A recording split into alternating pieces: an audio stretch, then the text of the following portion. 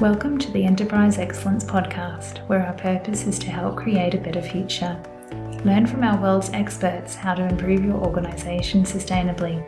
Learn how to achieve and sustain an excellence journey for yourself, others, and the planet. And I'm your host, Brad Jevons, coming to you from Brisbane, Australia. We are proudly brought to you in association with SA Partners, a world-leading business transformation consultancy. SA Partners are a truly purposeful company focused on helping organisations achieve sustainable improvement for themselves, others, and the planet. Welcome to episode 119 of the Enterprise Excellence Podcast. It is such a pleasure to have Mr Chet Richards on the show with us today. Chet is the author of Certain to Win, the strategy of John Boyd applied to business, and if we can keep it, which focuses on national security. Chet is a specialist on OODA Loop and all that surrounds this approach that has achieved so much in our world. Let's get into the episode. Chet, thanks so much for joining us today.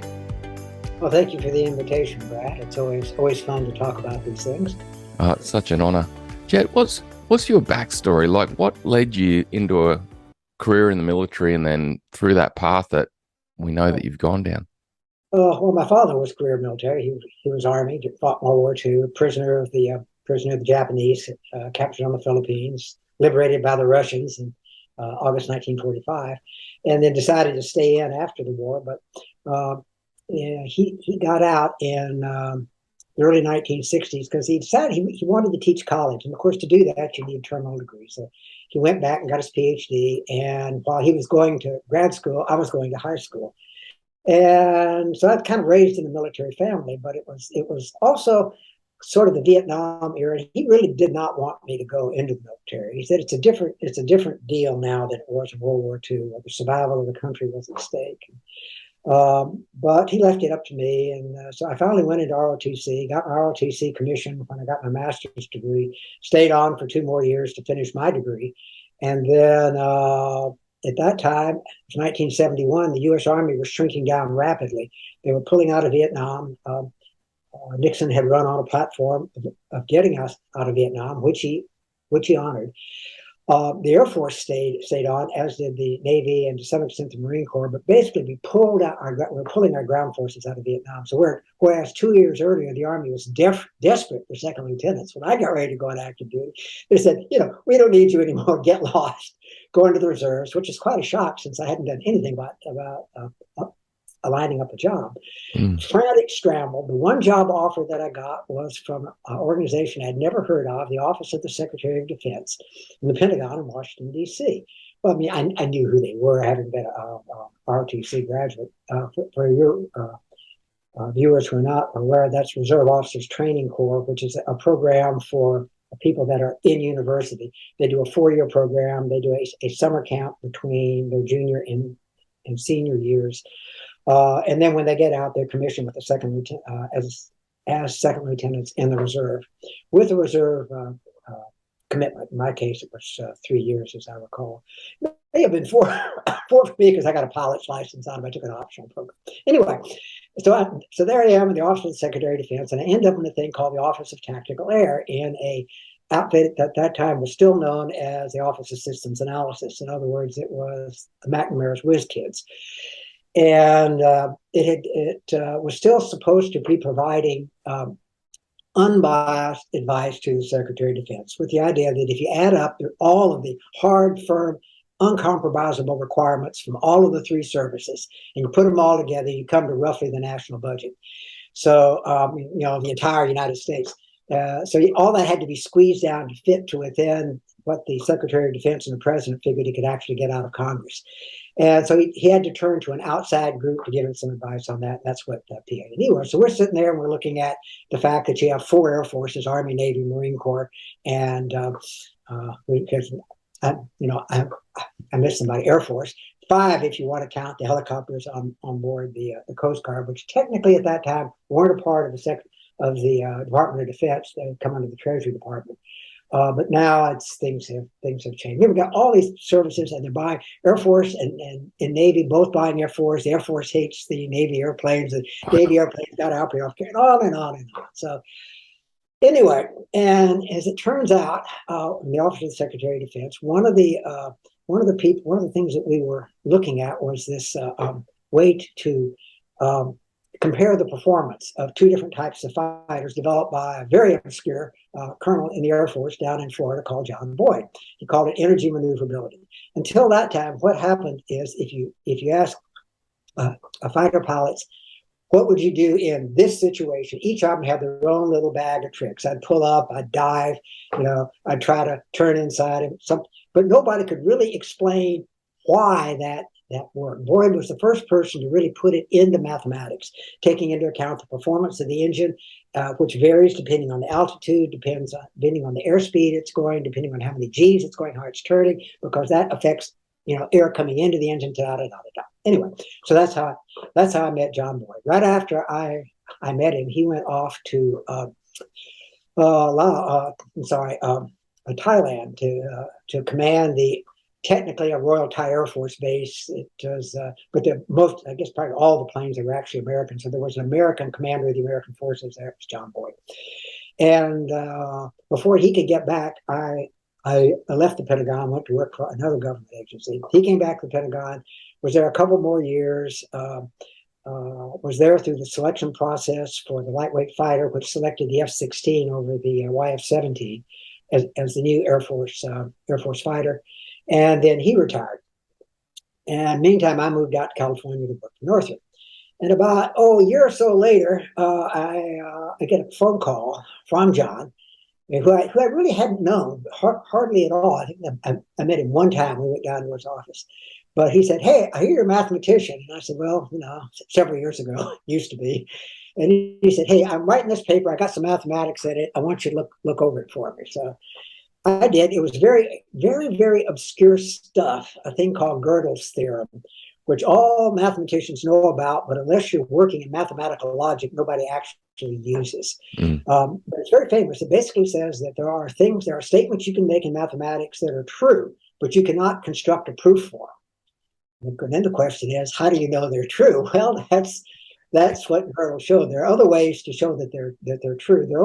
The set of all things that are true is much, much, much, much larger in a rigorous mathematical sense than the set of all statements that you can actually construct proof for. Because a proof is a finite set of logical statements, and when you get to the end of it, it's therefore QED, I've proven this. But there's a whole bunch of other true statements that, for a variety of reasons, they tend to fall into the sort of things like, if you ask the question, are you still beating your wife? There's no good way to answer that question. And Gödel said, well, you can pose questions like that in mathematics that are sort of kind of similar to it. Okay, and Boyd had used that in the paper he was writing. And I said, oh, good Lord. Okay. So I said, yeah, the way you stated it's fine. You're not using it in mathematical sense. For mathematics, you're doing it for a problem, in this case, air-to-air combat for NASA. And then it also in this paper, it turned out to be destruction and creation that you're writing. But the way you have set it up and the way you stated it is all correct. He said, okay, thanks, I got it. Wow. Several years later, I got a copy of the paper and managed to go through it.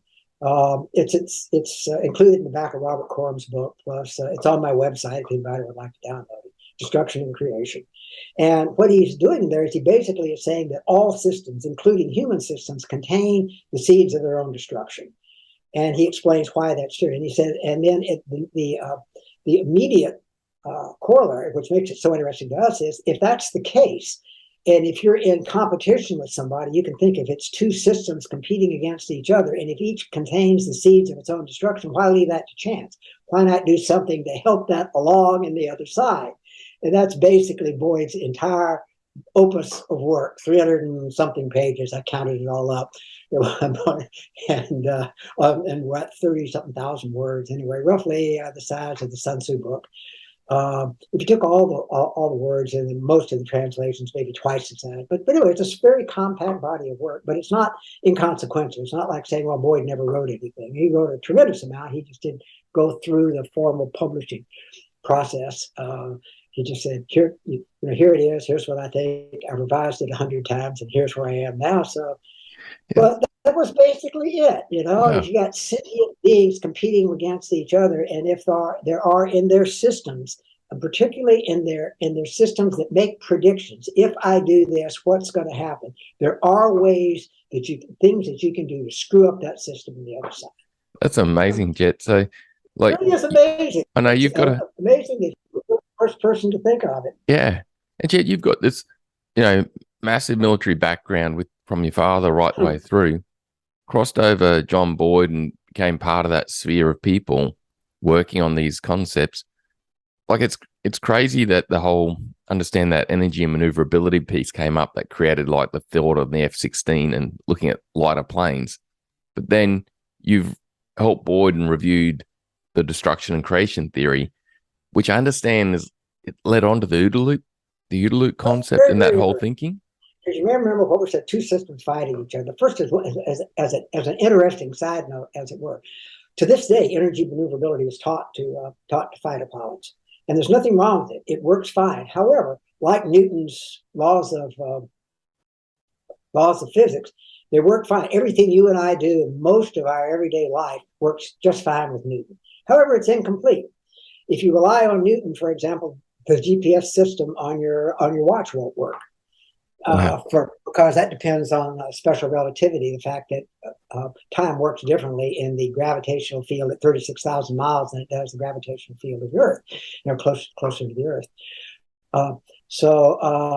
But to the extent that it models things that happen every day, it works very well.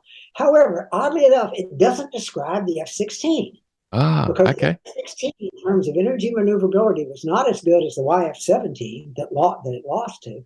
And at that time, it probably wasn't even as good as the F-15, which is a bigger airplane, has two huge engines, big wing. The F-16 has one of the same, basically the same engine, smaller wing.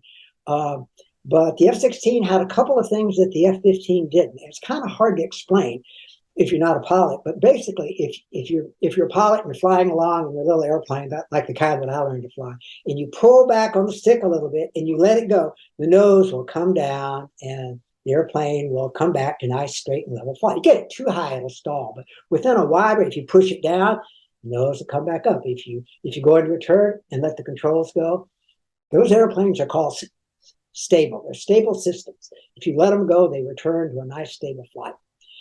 On the F-16, the way it was originally designed, and to some extent, I understand still even today, although the airplane is so heavy and it's changed some of the parameters of it, so it doesn't.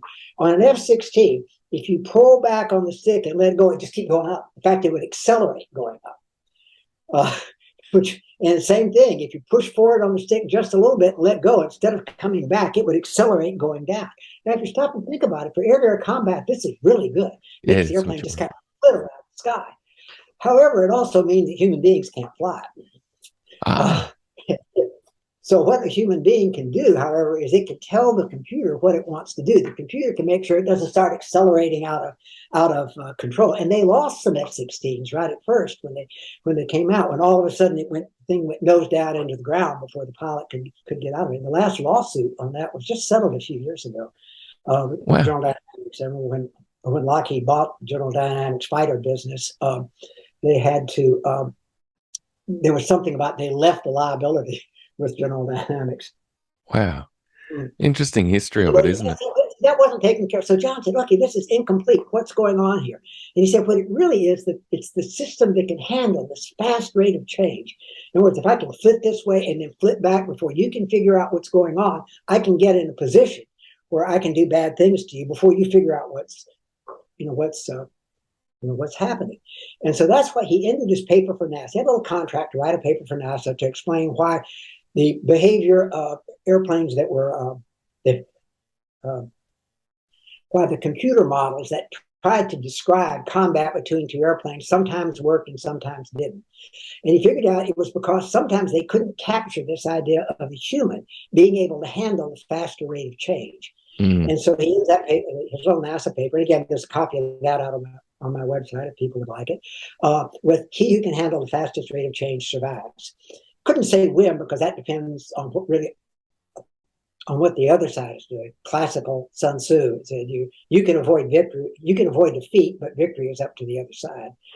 And that's kind of what he was saying. But if you survive and stay in it, it's as a fighter pilot, that's basically as good as you're going to do. Well, so I got to think, handling fast rate of change. What does that mean? And he generalized it, and he said, well, it's like, he said, if you can operate at a faster tempo or rhythm than your opponent, he said, or better yet, operate inside their observe, orient, decide, act loop, then you'll have an advantage. Opportunities will arise to end the conflict on your terms. Maybe not right away. You may have to take them step by step, driving deeper and deeper into a hole, something like that. But you'll be able to do things that he won't be able to to respond. He called that operating inside the OODA Loop. He never really defined at that point what an OODA Loop was. I heard him when he was giving some of these early presentations. He actually defined it as observe, then orient, then decide, and then act. In fact, he was defined it that way up until at least 1989. wow. But by around 1990, he realized it really couldn't work that way, because an OODA loop going around like this to make decisions, first, it's just too slow. And second, it's too easy to get it to hang up in some place. And third, what does it really mean? You're going through orientation faster than another side. Does this mean we're going to skip on the orientation step when he had already said that orientation is the most important part of the OODA loop? If that's true, then it might pay at times to slow down and get it right, rather and all these problems with making decisions by going around in a circular loop began to surface. So, and by that time he was getting deeper into the Japanese stuff. What the Japanese were saying, it's really all about keeping the picture of the world, what they call right perception. It's an old Buddhist concept, keeping your picture of the world more accurate than that of the other side, and then actions will then flow from that. If you've done thousands and thousands of hours and hours of training, you've trained these actions to flow. And they said, real combat is very fast. You just don't have time to stop and sit down and start comparing alternatives and doing things like that. You'll end up with a sword in your gut first. So you've got to be able to keep your view of the world, your perception of reality, crystal clear at all times, and then have programmed into it things that you can do to influence that perception, and particularly to screw up the other side, taking you back to discussion. So that's basically how the OODA loop came about. So you notice the OODA loop diagram now has got this big orientation block right in the middle with all kind of stuff inside it. We used to argue for hours over whether there should be dotted lines or dash lines, or some of them dotted, some of them dashed, arrowheads on both sides, because Boyd didn't want to get into things like past experiences influencing our genetic heritage, current experiences influencing our genetic heritage. Lamarck, remember the name, Soviet guy who was trying to create the new Soviet, anyway, Lysenkoism. And as it turns out, as an aside, it is possible for the environment now and experiences. They don't influence the DNA, but they can influence the epigenetic material, how the DNA is expressed. But let's shove all that to the side. So anyway, orientation. And orientation serves two functions in this. The first is it controls action. So you think of that loop, that thing coming out the side and down, boom, just like the Japanese. But it also has this loop embedded down in the bottom. Decision, hypothesis, orientation, hypothesis, test, orientation, hypothesis. So anyway, that's all of that kind of fell from his original idea of basically, why is the F-16 better than the 17? Why was I able to be 42nd Boyd? Because he didn't really use much ingenuity. He pulled the airplane up in an out-of-envelope thing and brought it back by a very sudden, abrupt maneuver that people weren't expecting. So that's kind of how it's amazing. And yet, so really now I'm hearing that the observe is now really described as having that view on, in business, I guess you'd call it that view on the current state and the vision. In military, you're talking that view of, orientate that view on what's going on at all times. Like you mentioned the Japanese. Situation awareness, military calls it. Yeah. And then you've got the decide and act that links off of that and creates that scientific type, that loop of constant adaptation. Basically, the scientific method, however you want to describe it. Yeah, to get inside the enemy's position and win the day, which... Sorry. You raised a very good point. and this gets into another one that you pointed out here about lessons from the military. Conflict really occurs in kind of various different levels. There's individual one-on-one conflict. And individual one-on-one conflict, as the Japanese pointed out, is basically orientation to action. To quote the late Secretary of Defense twice over, Donald Rumsfeld, you fight with the army you got. You go into combat with. Now you're still doing some learning, but it's still using the repertoire, the actions that you have rehearsed and practiced and learned how to use and can use without dropping the sword, almost instantaneous. All right. However, larger organizations, and particularly business organizations, they learn.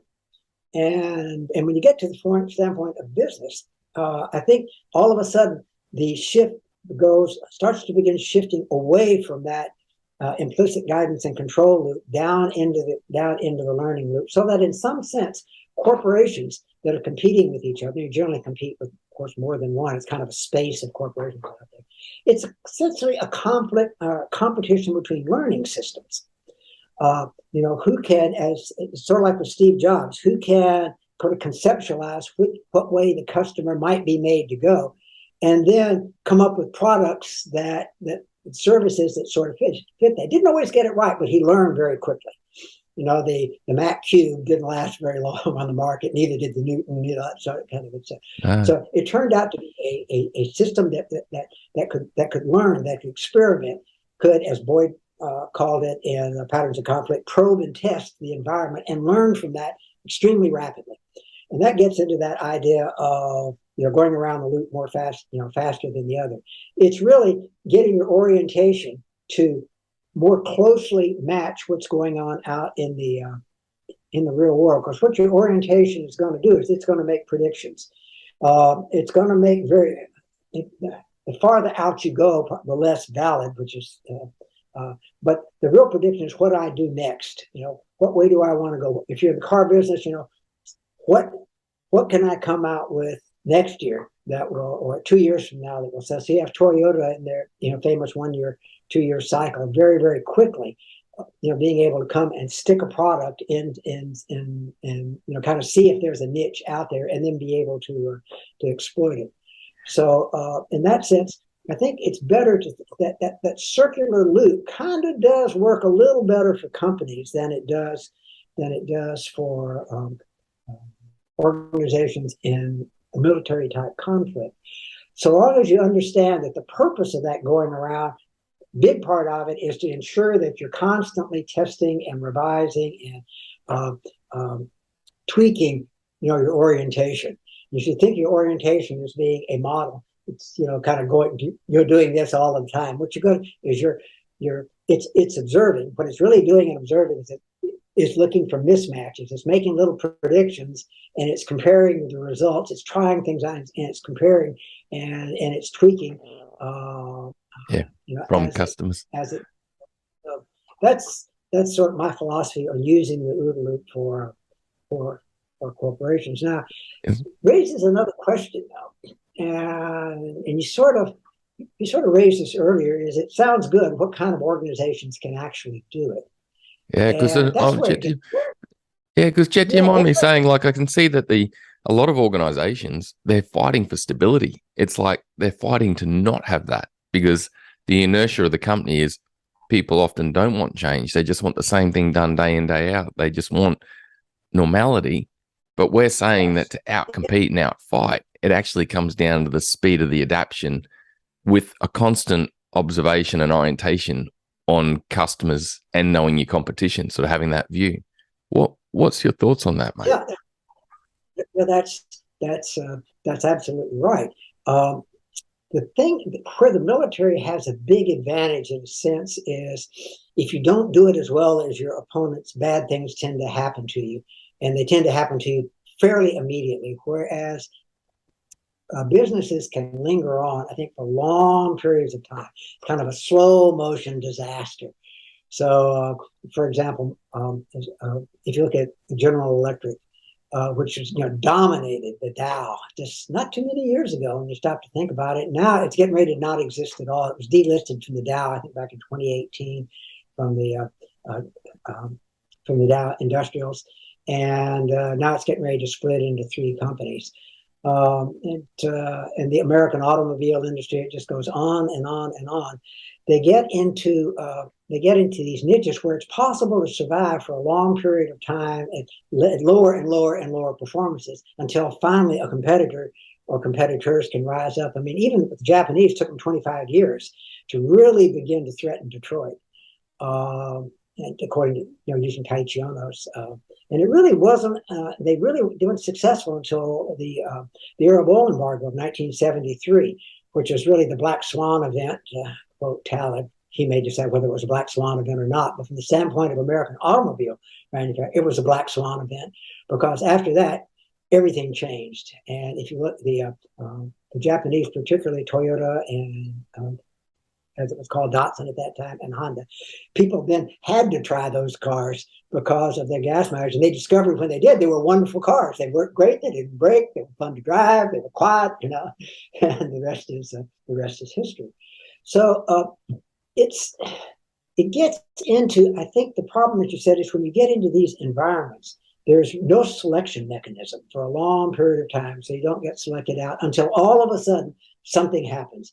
You get one of these step function, punctuated equilibrium, as Stephen Jay Gould called it, that then forces a change. In other words, it's not gradual kind of change. It's more like this and then that, and it's that gets you.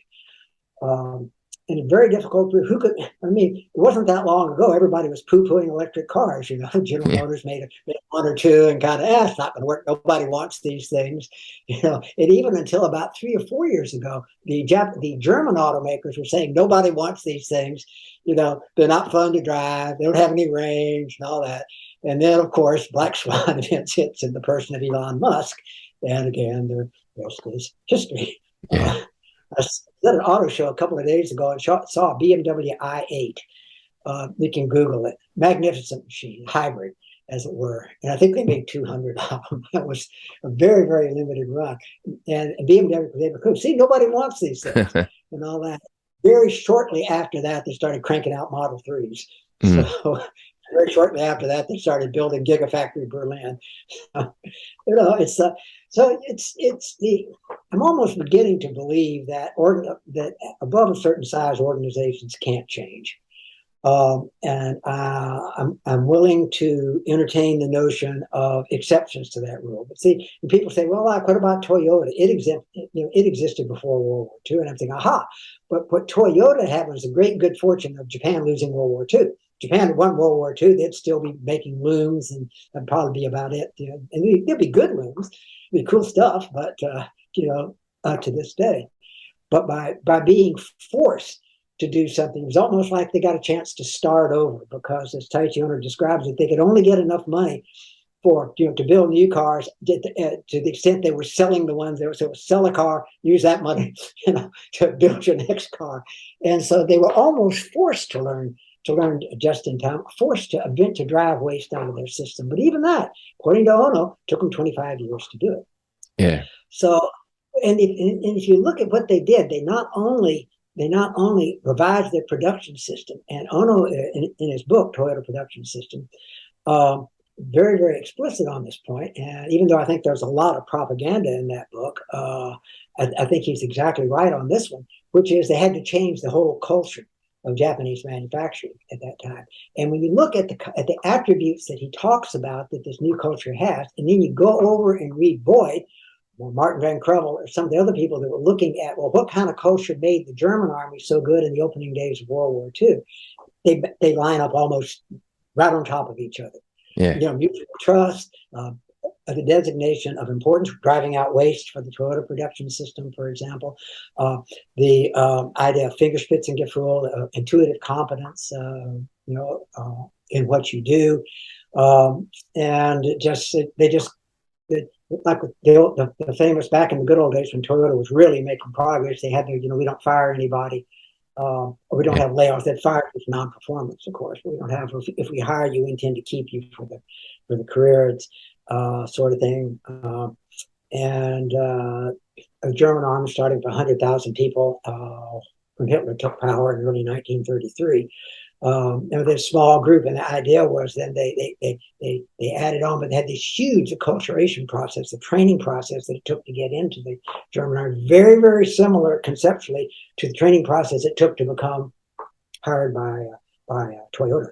Yeah. Very long, involved process, which Toyota regarded as an investment, not a cost. Achieving results and performance in business while reducing pressure and workload is where it's at. John Boyd, Chet Richards and others' work has played a major part in helping people and organisations achieve this. Many models like Agile have had contribution from those guys. The first step is to free up your time so you can then apply it moving forward to things to help the organisation, yourself and others more broadly. To help you achieve this, we posted our time optimisation program on the Enterprise Excellence Podcast website. The program provides a quick, easy approach to help you free up time, focus on what's important now, and really get back in and make a big difference. Hope it helps.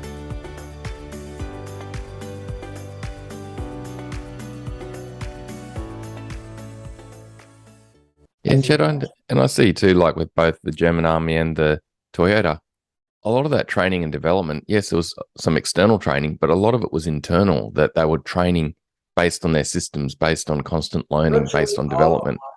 Leaders were the trainers. Of the German was, and it was once you got into the RC, what it was, and again, Martin Van Creveld in his book Fighting Power describes it, quite well and in gory detail about how the system worked. But basically, you came in and you came into a training unit, and the people that were running that unit, many of those were from the unit you were eventually going to join, and they were recovering from wounds, or they were just seconded back to that. They trained you up, and then they brought you back together. And then once you got back into the unit, instead of just parceling you out onesie-twosies, so that as in the American system, as it was described, you die among strangers. They took great place to try to integrate you into that unit to make you an effective part of the overall unit. Very much like the Navy SEALs, for example, and other special operators. You go through this hideous selection process, in the SEALs, that only about anywhere from 20 to maybe in a really, really good class, 30% survive. But even after you graduate that, you go out to a unit. It's still about 18 months before they really feel you're not going to be more of a liability than an asset by taking you out onto a mission. With Toyota, the way it was done up until they got this big growth thing that nearly killed them back in the early aughts, you had to go through a program basically at your own expense.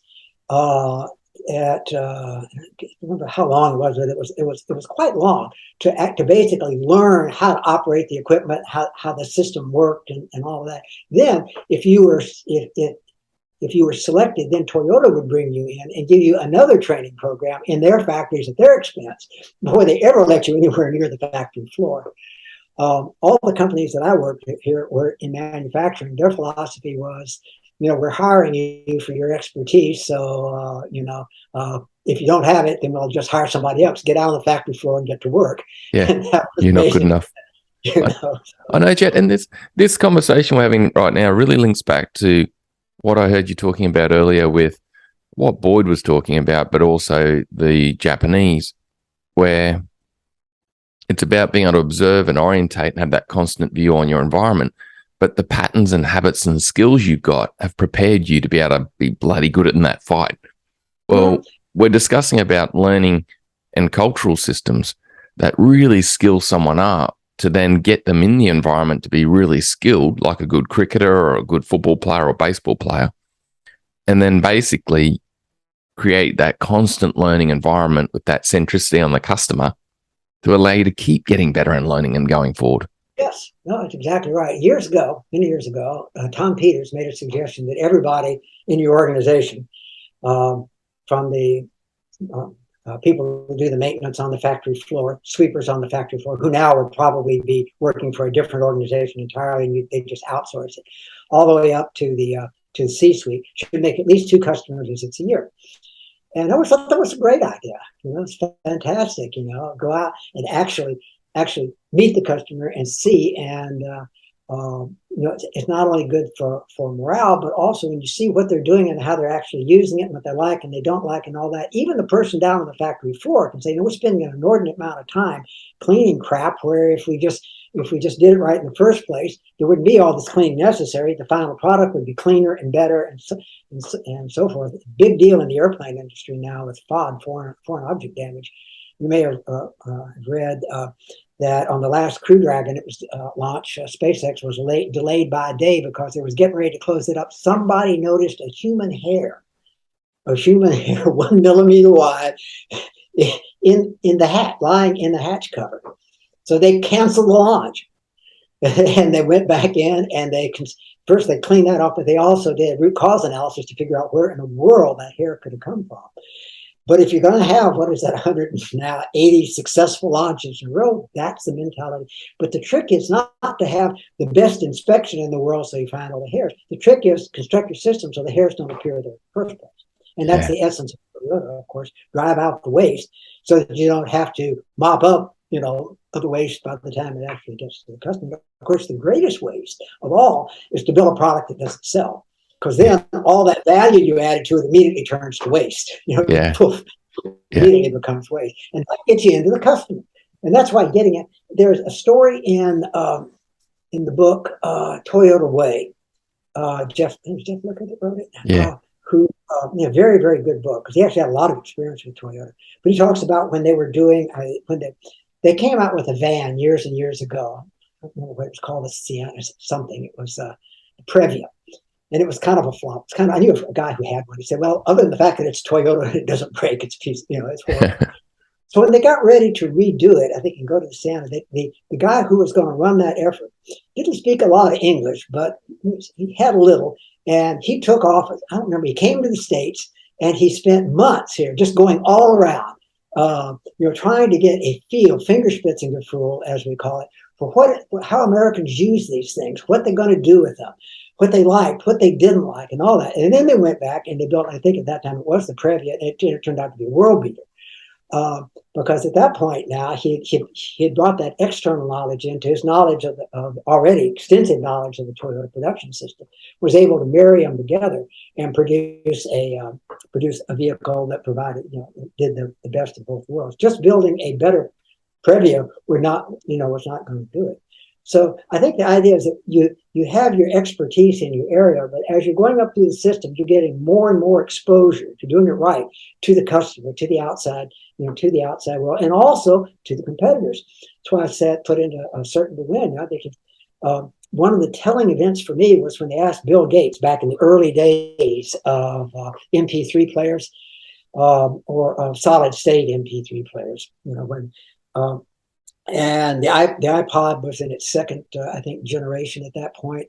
And they asked Bill Gates, said, do you have an iPod? And he said, no, I'm not an iPod user, but we have this thing called the Zoom. It's just going to knock. It's going to be really, really great. Really, really, really fantastic. And all the years since then, I've never met anybody that actually owned a Zoom. Apparently, not very many people actually did. Because it went to great lengths not to understand what it was that people liked about it, and then to internalize that, and then to make a prediction, of what might, and then try a little out and go on from there. It was just, I know what everybody wants, so we'll make one, and I'm not going to dirty my hands by touching it. And I noticed for a long time, and they may still do it in Detroit. Back when the Japanese invasion was really starting, they used to have signs up, no Japanese cars allowed in the parking lot. Well, that's really great. I would require all of my executives to have a Japanese car. Yeah. And their company car would be a Japanese car about half the time. So you can really understand what it is that you're up, that you're up against. So I really hear, Chet, in the conversation that, there's two parts to it. There's a whole teamwork and culture part and skill part, but then there's this part which is how fast can you keep learning and adapting through the OODA Loop, and that really needs to be customer centric. And the faster you can do it and the more frequent you can do the loop, the more chance you can get inside your competition and outgun them. And yet I know the work that you and John Boyd and the team have done, Like I'm involved a lot in the world of Agile and Scrum. And I know Yes. that whole industry idolizes the OODA Loop and the everything that you've written and John wrote and everything that's come out. So you look at companies like Apple, Amazon, all these companies that are using Agile Scrum, there's a big link back to all that work that you've done, which is amazing. Yeah, You know see, what I mean? Like you look at some of the fastest, most adaptive companies in the world, what they're doing connects in some way back to what you and John, the rest of the team have done, mate. It's crazy when you think about it. flabbergasted by by how well his ideas have have taken hold.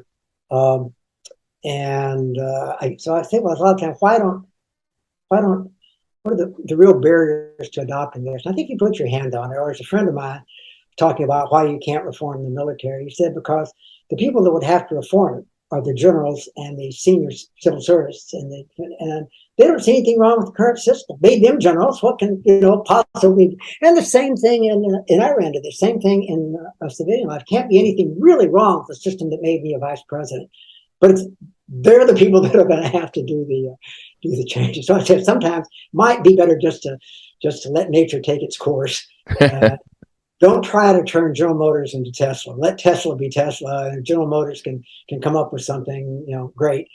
But don't even try to try to make that transformation, because you're just going to frustrate yourself. You're going to chew up a lot of what they call shareholder value, i.e. the price of the stock is going to go way down, and you're not really going to come out with anything substantial that customers are really going to want. So this idea of somehow getting the customer input into your organization, I think, is really the key thing. And I think it starts first with wanting to do it. Mm. And as you mentioned, most organizations really don't. They're very happy coming into work every day, and particularly the senior levels, very happy with being treated like senior managers, as they imagine generals are treated in the military, and they're not too far off, incidentally. And if people tell you that you have godlike powers, and they treat you like you have godlike powers, and they do this year in and year out, certain number of percent of people are going to start believing that, in fact, that they do. Yeah. And that's the last step before the company a company collapses. Like we say, bad news, mismatches, as Boyd talked about, are the only thing that's actually going to provide any substantial change to yours, or tweak your orientation model, are these mismatches. And it's exactly what the decision makers wall themselves off from. Because mismatches are painful, particularly if a mismatch of something that you were involved in, and now it's pretty clear that it's not working. That can be it takes a very unusual senior manager to react well to that. There are a few. Steve Jobs was one. Steve had no particular problem in killing things if they saw that it wasn't going to work. I understand he had quite a temper, but it wasn't in that. It was more down in the engineering, in the product development area. But he had no pretension at all at doing an experiment, learning from it, and going on. Yeah. So I think that was a big thing for him. So I think it gets down to most large organizations really don't want to change. And it may not be nefarious, it may even be smaller. In particularly a small entrepreneurial organization, just making it to next month can be a huge challenge. Getting enough customers, closing enough sales, being able to profitably execute on those sales, and just keeping that system going. Nobody is really putting the Schwerpunkt, as Boyd would write, in other words, the emphasis on how do we make this go better? How do we, what do we have a system for that matter? And how do we actually improve it? And I've done some work with smaller companies that were kind of, as we say in the airplane business, they're behind the power curve. It's possible in airplanes to get your nose up so high and the engine working so high that even adding more power to it isn't going to get you out of it. The only thing you can possibly do is look. And so you say you're behind the power, and if you don't do something, you're going to stall right into the ground, even though the engine is going full blast. And it's the same thing that everybody's working, 24 hours a day, 7 days a week, but you're not getting anywhere, sort of thing. Somebody needs to stand back and say, why is this not working? What is going on? What do we need to improve? Do we even have a system? How do we improve this system? Yeah. And that's the companies that can make that transition over are the ones that then go ahead and thrive and become, as Jim Collins told it, good to great. But I understand it's just extremely hard to do when you're consumed with day-to-day problems of operating a successful business. So, I understand that that's extremely tough. But the ones that do figure out way to do it. Now, one good thing about all this, and you asked about doing the OODA Loop and all that, and there's a favorite quote of John Boyd's, was that you don't have to do it perfectly. All you have to be is better than anybody else. And he got it when he was talking about fighting at night. There were very, very few units that like to fight at night because fighting at night is extremely confusing. However, like John said, quoting one of the American generals who actually worked for Patton, who hated fighting at night, by the way. But this general, when he was explaining it to Patton, and Patton was saying, isn't it all just confusion and chaos? And the guy said, yes, but the enemy is more confused, and to him it's more chaotic than it is to me. I can do it better than he can, therefore I have an advantage. Yeah. And Boyd said, you don't be perfect, you just got to do it better than your competition. So I encourage people that it's difficult to do. But the nice thing about these philosophies, Boyd's philosophy, maneuver warfare in the Marine Corps and parts of the military, throughout the production system, all these things that rely on this, is that they have an underlying philosophy, is that, and as they call it, no effort is wasted. There are some things where if you don't, they say, well, it didn't work because you didn't do it exactly like this, or you didn't quite do this way, so it failed, so it didn't work. But if you retain me as a consultant for another year, I'll fix that for you. In all of these philosophies, if you do it some, you get some benefit. You keep doing it, you get more benefit. All you have to do is get to the level where you're doing it better than your competition, and you'll be successful. You may win them all, but you'll win enough. Now, another philosophy that I would highly recommend to your people, most of them are probably very familiar with it, is Talib's notion of anti-fragility, of which operating inside the OODA Loop is a special case of it, where you're doing competition, basically against thinking organizations or thinking beings competing with other thinking beings. And the big difference is now what you do over here can actually affect what's going on inside their decision-making process. But the idea of probe and test, trying these little experiments at very low cost until you hit the big one, is exactly what operating inside the probe and test, probe and test, probe and test. The guy gets confused, then you can punch through and exploit. But don't try that until you've got him sufficiently confused. Almost a direct quote from Miyamoto Musashi, by the way, 1645, Book of Five Rings. Another thing I'm sure most of your viewers here will be well aware of. So that notion of anti-fragility, and you can think of it as what you want. Everybody has some fragility. What you want is your opponent, your competitors, to be more fragile than you are. Nobody's perfect, but if they're more fragile than you are, eventually you'll hit that black swan and be able to exploit. You'll be able to come out with really great fuel efficient cars faster than they will. You'll be able to develop battery powered vehicles that people want to buy more rapidly than they will. Sorts of things. So that's a very, very, very, very powerful notion. I think Talib really hit on something. It's not like he invented it. What was it? What are you talking about? 80 something or another, 84, 85, 80, 87. Tom Peters wrote Thriving on Chaos, which is exactly for close enough. They could argue the difference. But when you figure the subtitle of the Anti-Fragile book is Things That Benefit from Disorder, i.e. Thriving on Chaos. And I think Talib thought about it. He came out in a different way and came up. Peter's book is kind of all over the place. Talib really does give you a framework that you can use, that you can build upon. And I think it's very, very similar to what Boyd did with this concept of operating inside the OODA Loop. Yeah. It all interlinks, doesn't it? It all interlinks. Yeah, very highly recommend Talib's stuff. Now, again, like Boyd said, don't take any of this stuff as gospel. He said, if you're going to take my stuff as some kind of dogma, take it out and burn it. Presentation I made several years ago, I made a quote from one of the sutras of the Buddha. So we're talking at least roughly the turn of the first millennium, 0 BC, maybe back to 400, 450 BC. It's hard to know.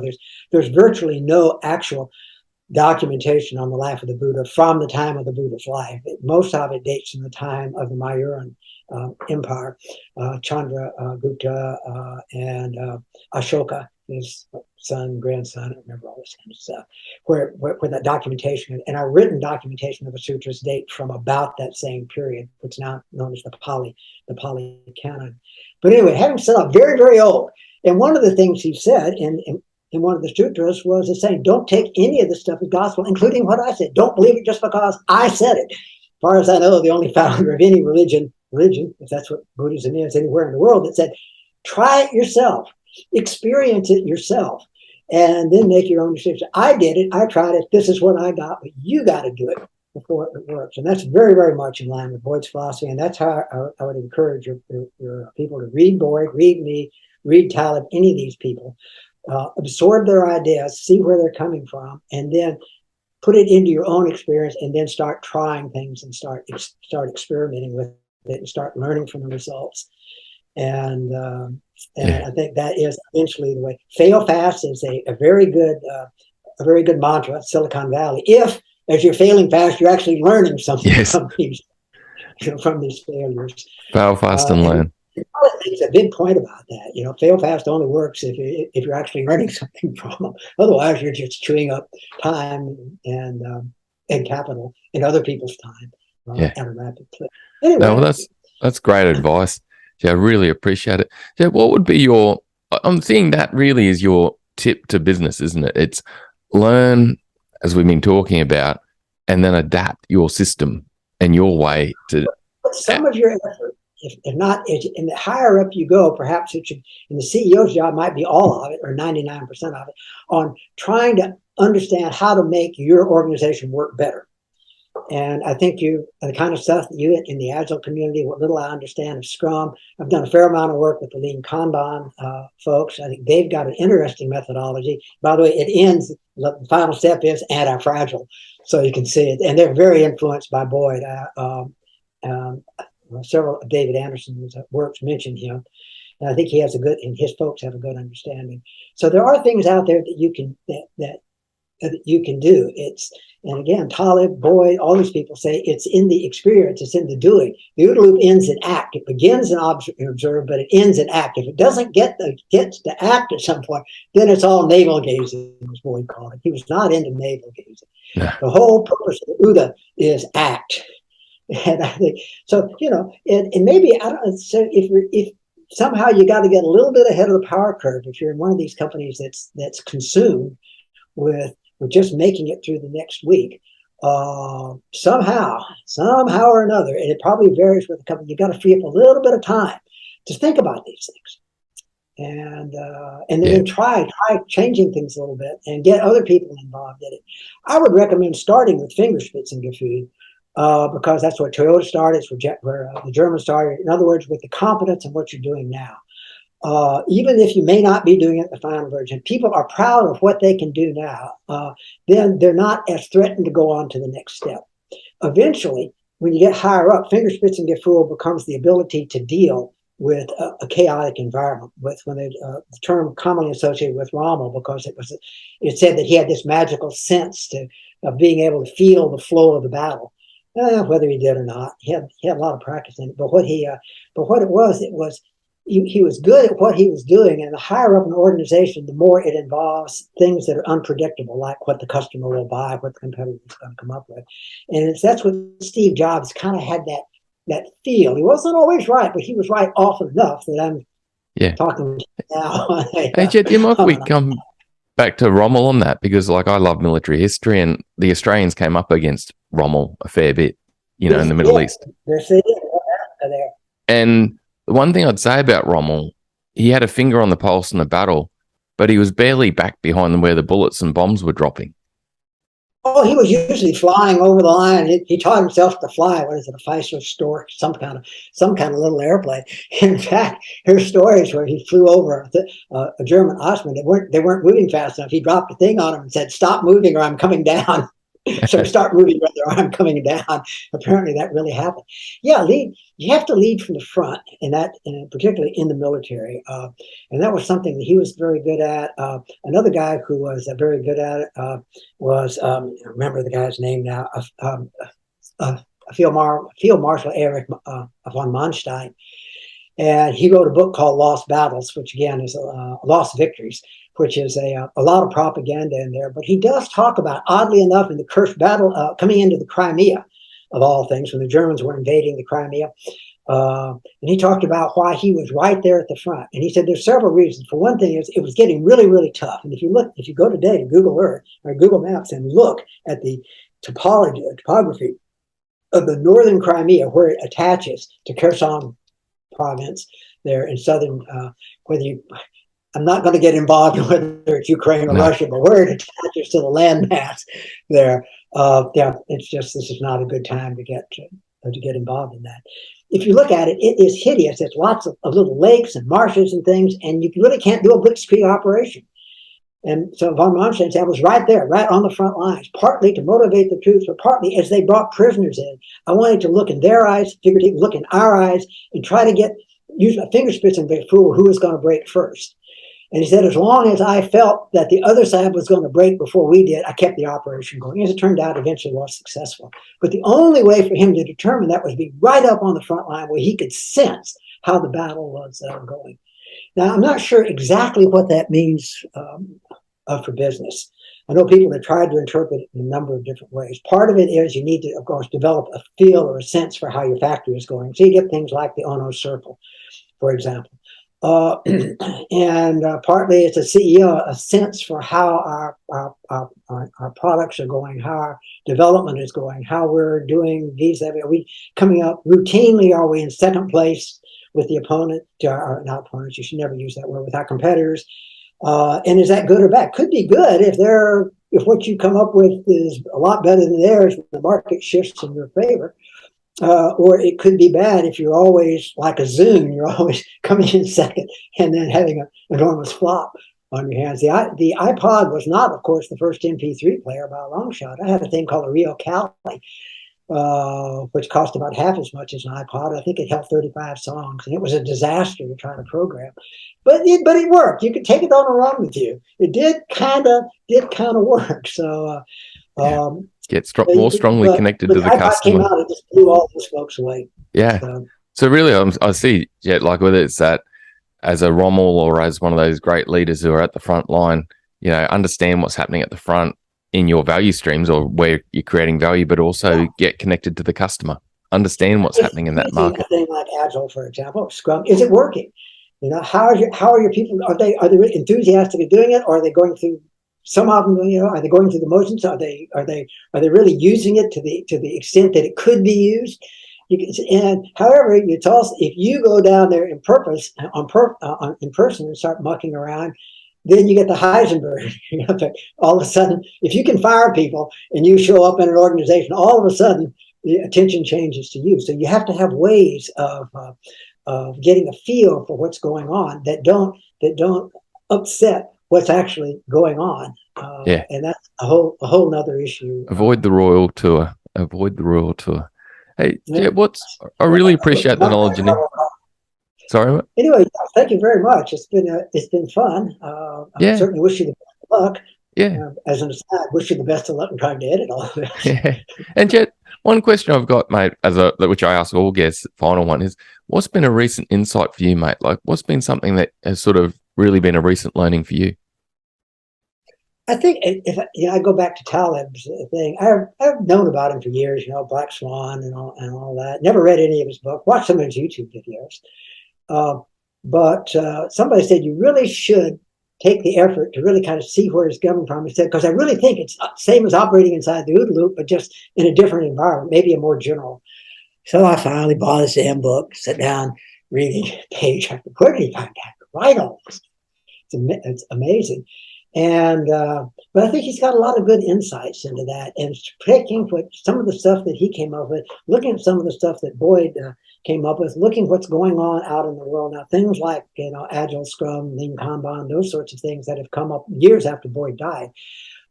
There's lots and lots of interesting stuff happening out there, and I'm happy to kind of be watching it from the clubhouse, as we say in the golf world. I don't play golf, but I understand that I have spent a fair amount of time in clubhouses, and watching the action from the pub, whatever.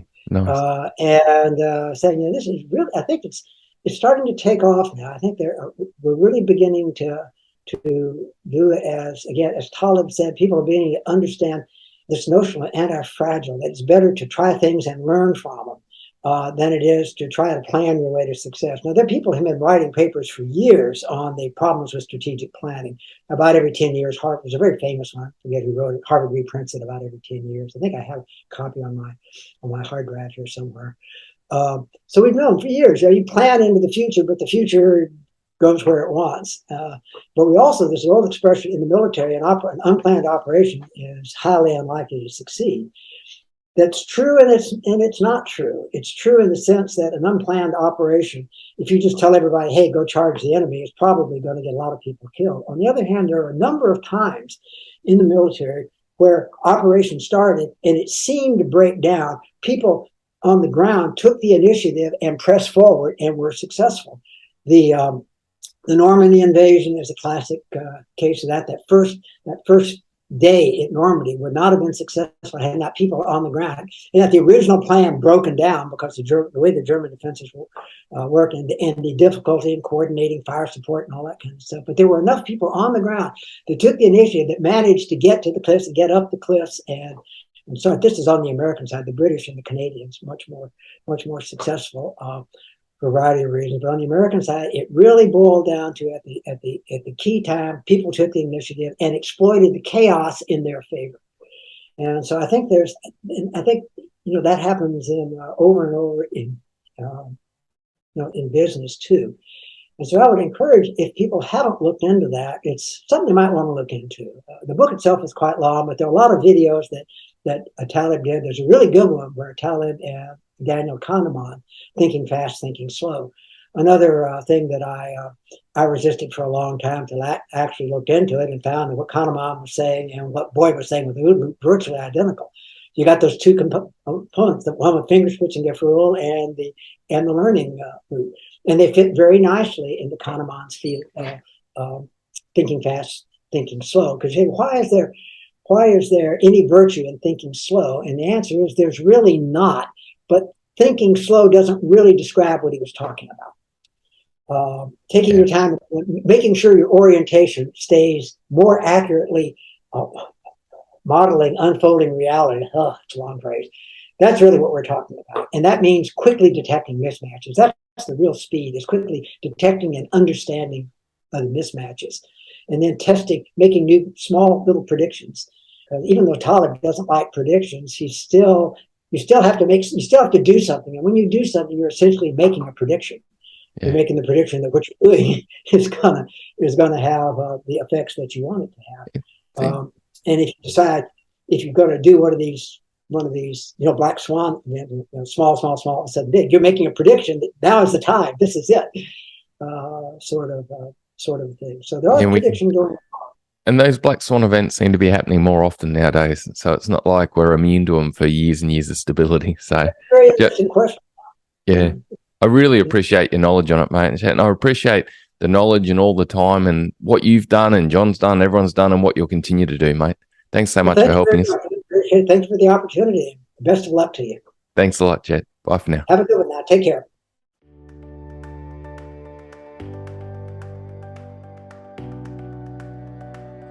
There were two key takeaways for me from this episode. The first was the discussion on creating a learning organization, building skills and great habits in people constantly.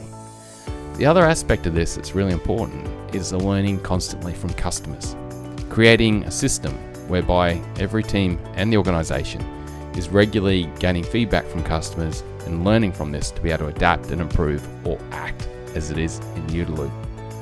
The second key takeaway for me was the concept of observe and orientate in the OODA Loop, and the constant view on this that Chet was talking about with the concept of Japanese military. This links in an amazing way to vision and having a clear vision and aspirational goals. Now that vision can create that constant view in a team or a whole organization to allow people to navigate and work in that direction. Chet spoke about the beaches in Normandy for the American forces in the Second World War. It was tragic and tough, and those frontline troops navigated their way through to get to the top of the hill. To me, that those troops on the beach, they had a vision and they had a strong motivation to get there. which enabled them to coordinate and move their way up to eventually take the top of those cliffs, and we know what happened after that. The third key takeaway from me was adapt and act is the key. Do something, learn, and then adapt. Chet mentioned about John where he wasn't too patient with people that wouldn't act, and if you read the books on John Boyd, you'll hear lots of great stories on that. The faster and better that we can learn and then adapt from, I should say, learn from competition, learn from customers, learn from our people, and then take action to adapt in a way that's going to be sustainable, will truly create an agile organization and allow us to move forward and hopefully avoid a black swan event, as Chet called it, if it ever occurs. Thanks again, Chet, for your time and knowledge. Thanks for what you and John Boyd and the rest of the guys did throughout your career. It's created amazing things and truly helped us create a better future. Thanks, mate. Bye for now.